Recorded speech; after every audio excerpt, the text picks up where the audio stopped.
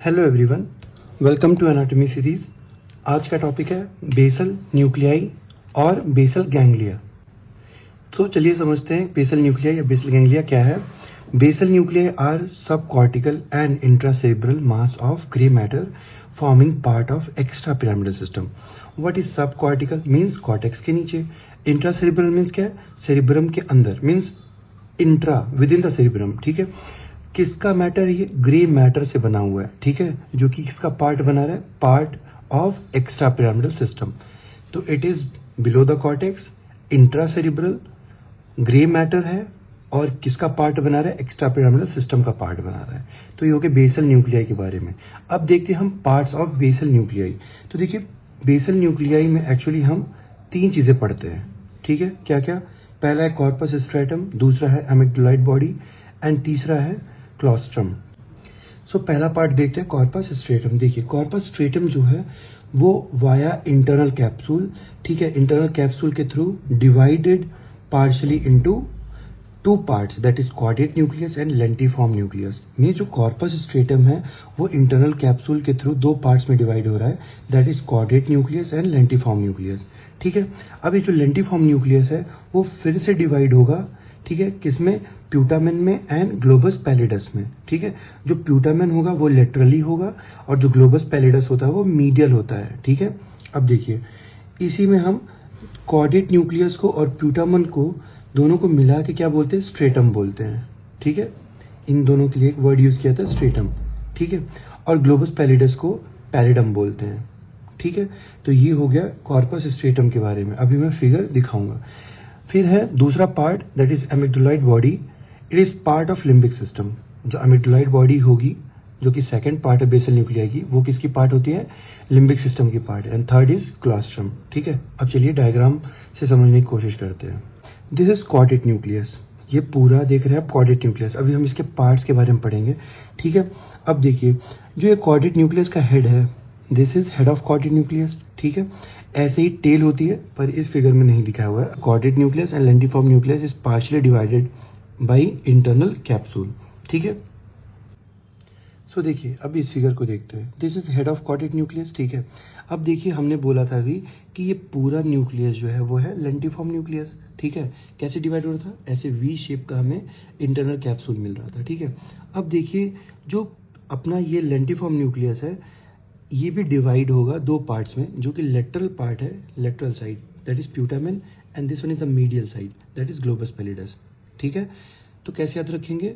जो प्यूटामेन है वो लेटरल साइड है, ठीक है, और जो ग्लोबस पैलिडस है वो मीडियल साइड है। आप ये बात याद रखिएगा, बहुत इंपॉर्टेंट है। ठीक है, और देखिए यहाँ पे दिख रहा है टेल ऑफ क्वाड्रेट न्यूक्लियस।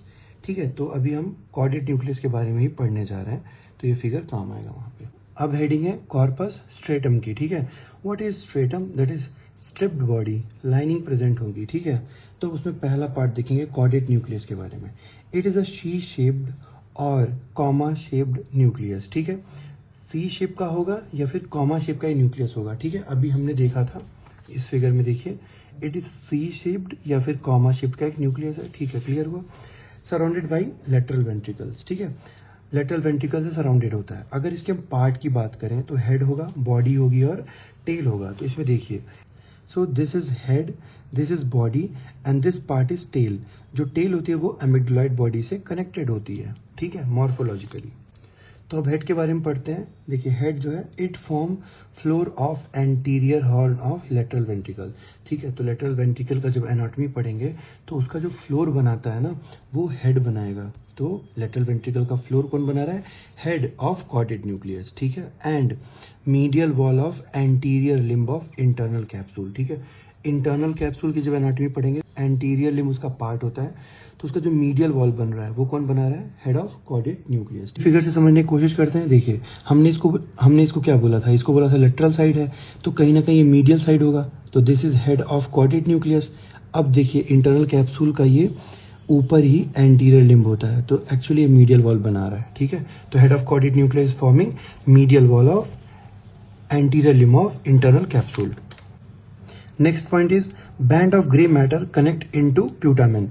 तो जो हेड होता है क्वाड्रेट न्यूक्लियस का, उससे ग्रे मैटर्स निकलते हैं जो कि प्यूटामेन से क्या करते हैं? कनेक्ट करते हैं। देखिए यहाँ पे, so head of caudate nucleus, this is the grey band, this is connecting to putamen, ठीक है। Now the second part is body, it form floor of the central part of lateral ventricle, मतलब lateral ventricle का ये floor बना रहा है, body क्या बनाएगी, फ्लोर ऑफ लेटरल वेंट्रिकल, ठीक है। Lies medial to the posterior limb of the internal capsule, ठीक है। Third is separated from the thalamus by the stria terminalis and the thalamostriate vein. अब देखते हैं इसको फिगर में, ठीक है। देखिए this is the body of caudate nucleus, ठीक है। अब देखिए ये क्या अपना, इट इज लेटरल वेंट्रिकल, तो लेटरल वेंट्रिकल का ये फ्लोर बना रही है, ठीक है। और दिस इज थैलेमस। अब देखिए बॉडी ऑफ कॉर्डेट न्यूक्लियस और थैलेमस कैसे सेपरेटेड है, बाई स्ट्रेया टर्मिनलिस एंड थैलेमोस्ट्रेट वेन। तो इस फिगर से हम समझ सकते हैं, ठीक है। This is floor and this is separation. Third part is tail, it form roof of inferior horn of lateral ventricle, ठीक है, रूफ बना रही है। And by joining the amygdaloid body, जैसा कि हमने अभी देखा था फिगर में कि वो कैसे ज्वाइंट हो रही थी, देखिए एमिडुलॉइड बॉडी से टेल ज्वाइन होती है। Second is lentiform nucleus, it is large lens shaped nucleus forming lateral boundary of internal capsule, internal capsule की लेटरल बाउंड्री बना रहा है, ठीक है। देखिए इंटरनल कैप्सूल है ये, इंटरनल कैप्सूल की लेटरल बाउंड्री कौन फॉर्म कर रहा है, लेंटिफॉर्म न्यूक्लियस फॉर्म कर रहा है। तो चलिए बात करते हैं सरफेसेस ऑफ लेंटिफॉर्म न्यूक्लियस, ठीक है। तो देखिए कितने सरफेस हमें पढ़ने को है, पहला है लेटरल सरफेस, दूसरा मीडियल सरफेस और तीसरा है इंफीरियर सरफेस। तीन सरफेस के बारे में हमें पढ़ना है, ठीक है। फिगर में हमें दो सरफेसेस विजुलाइज होंगे, एक तो लेटरल सरफेस हो जाएगा और एक मीडियल सरफेस विजुलाइज हो जाएगा। इंफीरियर सरफेस को हम इमेजिन करेंगे बस, ठीक है। तो अगर हम लेटरल सरफेस की बात करें वो कैसा है, कॉन्वेक्स है, ठीक है। So lateral surface is what, it is somewhat convex, ठीक, कॉन्वेक्स दिख रहा है हमें, कॉन्वेक्स है, ठीक है। अब देखिए अगर इसके रिलेशन की बात करें तो रिलेशन हम याद रखेंगे वो सिल्स याद रखेंगे, that is C for claustrum, I for insula and N for lateral striate arteries, ठीक है। ये लेटरल सरफेस के बारे में हो गया। अब हम मीडियल सरफेस के बारे में देखते हैं। तो अगर हम मीडियल सरफेस के बारे में देखें तो ये मोर कॉन्वेक्स है, फिगर में विजुलाइज नहीं हो पाएगा बट ये मीडियल सरफेस इसका, ठीक है, which is more convex in nature, ठीक है। अगर इसके रिलेशन की बात करें तो आईटीसी ट्रिक है, इसे याद रखेंगे हम, ITC, I for internal capsule, T for thalamus and C for caudate nucleus. Diagram से समझते हैं, देखिए मीडियल क्या है, ये हो गया internal capsule, T for thalamus, this is thalamus and C for caudate nucleus. तो ये मीडियल तीनों हमें दिख रहे हैं। The third is inferior surface, inferior surface बस हमें विजुलाइज करना है तो इसके रिलेशन को हम याद रखेंगे, that is sublentiform part of internal capsule, internal capsule का सब लेंटिफॉर्म पार्ट जो होगा वो इसके रिलेशन में आएगा, ठीक है। अगर हम बात करें कि लेंटिफॉर्म न्यूक्लियस के दो पार्ट्स थे, तो पार्ट्स ऑफ लेंटिफॉर्म न्यूक्लियस, ठीक है, कैसे डिवाइड हो रहा था, thin lamina of white matter divide into two parts, that is putamen and globus pallidus, ठीक है। तो ये हो गया लेंटिफॉर्म न्यूक्लियस के बारे में। What is function of corpus striatum, ठीक है। अब इसके फंक्शन के बारे में पढ़ते हैं हम। रेगुलेट मसल टोन, तो मसल टोन को रेगुलेट करने का काम करेगा। दूसरा control automatic associated movements, example swing of arm during walking, जैसे हम चलते हैं तो आर्म साइड बाय साइड चलता है ना, अपने आप से स्विंग करता है, हमें खुद से नहीं करना पड़ता, that is automatic associated movements. तो ये कौन रेगुलेट कर रहा है, कॉर्पस स्ट्रेटम रेगुलेट कर रहा है। Third is cognitive function of the brain, so cognitive function of the brain is controlled by corpus striatum, ठीक है। अब एक फंक्शन देखते हैं जो कि तीन से कंट्रोल हो रहा है, कॉर्पस स्ट्रेटम कंट्रोल कर रहा है, सेरिबेलम कंट्रोल कर रहा है और motor area of cerebellum control कर रहा है। ये तीनों मिलके क्या करते हैं, planning, execution, control of movements. तो सारा काम ये तीनों मिलके कर रहा है, मीन्स प्लानिंग करेंगे, ठीक है, एग्जीक्यूशन कैसे एग्जीक्यूट करना है एंड कंट्रोल ऑफ मूवमेंट, और मूवमेंट्स को कैसे कंट्रोल करना है, ठीक है। ये तीनों का कंबाइंड इफेक्ट होता है, तीनों का कंबाइंड वर्क होता है, ठीक है। दूसरा समझते हैं जहाँ पे दो काम कर रहे हैं, basal ganglia and cerebellum. Do not initiate movements but adjust motor commands, movement को इनिशिएट नहीं करेंगे बट जो मोटर कमांड है उसे एडजस्ट करने का काम करते हैं कि कितना परफेक्शन से करना है, ठीक है। This is the function of corpus stratum. अब हम थर्ड पार्ट की बात करते हैं और बेसल न्यूक्लियाई, ठीक है, जो कि था एमिग्डुलाइड बॉडी, ये न्यूक्लियर मास होता है, ठीक है। अगर हम टोपोग्राफिकली बात करें तो it is continuous with the tail of caudate nucleus. हमने देखा था फिगर में कि जहां टेल ऑफ कॉर्डेट न्यूक्लियस खत्म हो रही थी वहीं से ये शुरू हो जा रहा था। तो topographically continuous with the tail of caudate nucleus. But functionally अगर हम बात करें, it is related to stria terminalis, ठीक है। फंक्शनली स्ट्राया टर्मिनलिस से रिलेटेड होगा। It is part of limbic system, ये लिम्बिक सिस्टम का पार्ट है, इसके ऊपर अलग से क्वेश्चन आता है, ठीक है।